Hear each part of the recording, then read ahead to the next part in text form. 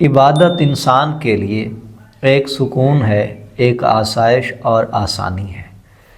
جب انسان پریشان اور بے چین ہوتا ہے کیونکہ نفسیات انسانی وہ شور سنتی ہیں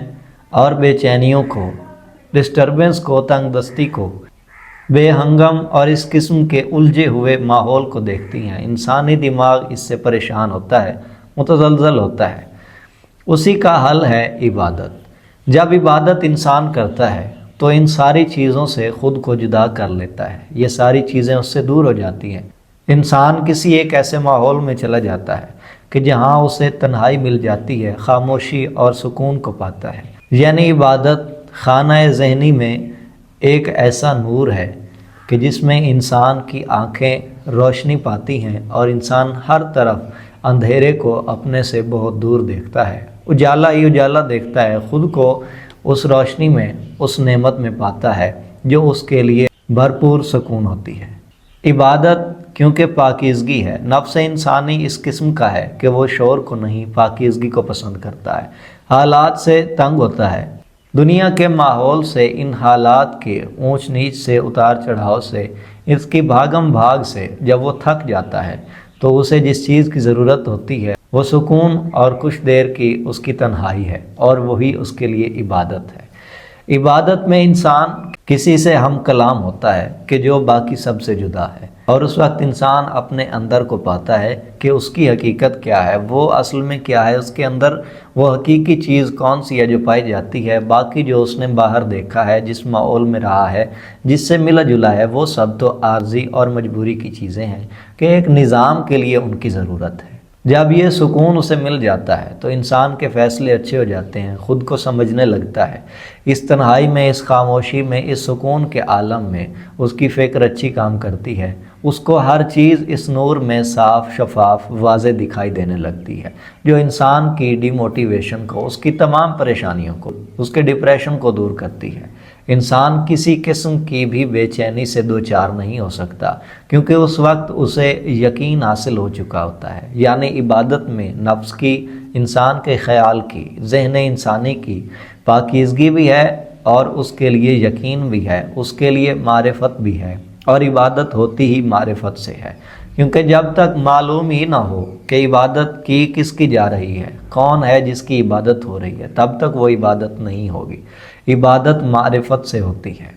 تو معرفت انسان کے لیے حکمت بھی ہے، سوچ کی بلندی بھی ہے، اس کا اچھا فیصلہ بھی ہے، اس کو راہیں دکھاتی ہے، اس کو نتائج اور مسائل کا حل دکھاتی ہے۔ ہر قسم کی بلا سے انسان ایسے لڑتا ہے کہ جیسے وہ مالک ہے اور باقی کچھ ہے ہی نہیں، کوئی چیزیں ایسی ہے ہی نہیں جو اس سے لڑنے آئیں، ان کی کوئی حقیقت اور ان کا کوئی وجود ہے ہی نہیں، اور اس کے سامنے وہ کچھ بھی نہیں ہے۔ عبادت ایک ایسی دلیل ہے ہمارے پاس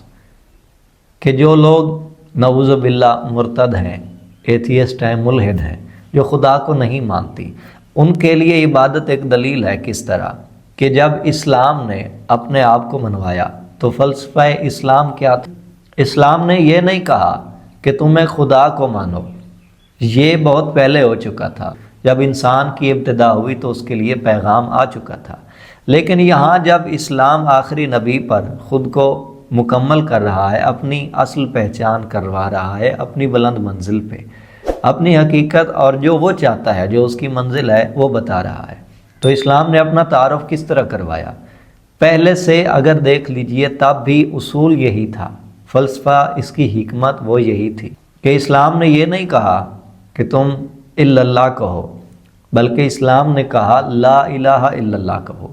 یعنی اسلام نے کبھی خدا کو ماننے کا کہا ہی نہیں، اسلام نے کہا ہے کہ جھوٹے خداؤں کا انکار کرو اور اس سچے خدا کو مانو۔ یعنی اسلام کا، توحید کا مسئلہ ان لوگوں کے بیچ ہے کہ جو کسی نہ کسی خدا، گاڈ، بھگوان، ایشور، کسی کو مانتے ہوں، ان میں مسئلہ ہے، یہ بحث چلتی ہے کہ نہیں، ان سب کو نہ مانو، وہ خدا نہیں ہے، یہ شرک ہے، کچھ کفر کی باتیں ہیں، تم ایک حقیقی خدا کو مانو۔ تو یہاں جو مرتد ہیں، جو خدا کو مانتے ہی نہیں، ان کے تصور میں یہ زندگی ایک سائنس ہے، تو پھر ان کے لیے اسلام کیا کہے گا؟ یعنی ان کو خدا یہ بتانا چاہتا ہے، اسلام یہ بتانا چاہتا ہے حکمت میں، اپنے فلسفہ میں، کہ کسی ایک خدا کے تصور کو مانو، کیونکہ اس دنیا کا، اس مخلوق کا کوئی خالق ہے، اس مصنوع کا کوئی صانع ہے۔ وہ منوانا چاہتا ہے کہ پہلے کوئی خدا مانو، یہ تصور مانو کہ ایک خدا ہوا کرتا ہے، اس کے بعد اسلام منواتا ہے کہ جھوٹے خداؤں کو چھوڑو، ان کے بس کی یہ بات ہے ہی نہیں، یہ تو میرا کمال ہے۔ تو اس کمال والے خدا کے پاس کوئی دلیل ہونی چاہیے، اور وہ دلائل موضوع اور علم میں ظاہر ہوئے۔ نبوت اور امامت یعنی ولایت نے اسے منوایا، اس کی پہچان کروائی۔ تو یہاں اگر عبادت کو دیکھ کے کوئی وہ شخص کہ جو خدائی کا قائل نہیں ہے، عبادت کے سکون، اس کے اثر کو قبول کر کے، اس کی بلندی کو، اس کے کمال کو دیکھ کے وہ یہ سمجھنے لگتا ہے کہ اگر عبادت میں ایسی چیز ہے کسی معبود کے لیے، کیونکہ اللہ کا معنی ہی معبود ہے، تو وہ معبود کو ماننے لگے گا عبادت کے سکون کی وجہ سے۔ یعنی بیسٹ موٹیویشن یہ ایسی ہے کہ یہ معبود سے ملا دے گی، اور عبادت کا لطف آئے گا کہ انسان معبود کو پہچان کے معرفت کے ساتھ اس کی عبادت میں مشغول ہوگا۔ یہاں گزارش کر دوں کہ عبادت کے ساتھ ایک اور چیز ہے، قرب کی ہے وہ بھی چیز، منت اور معرفت اس کے ساتھ۔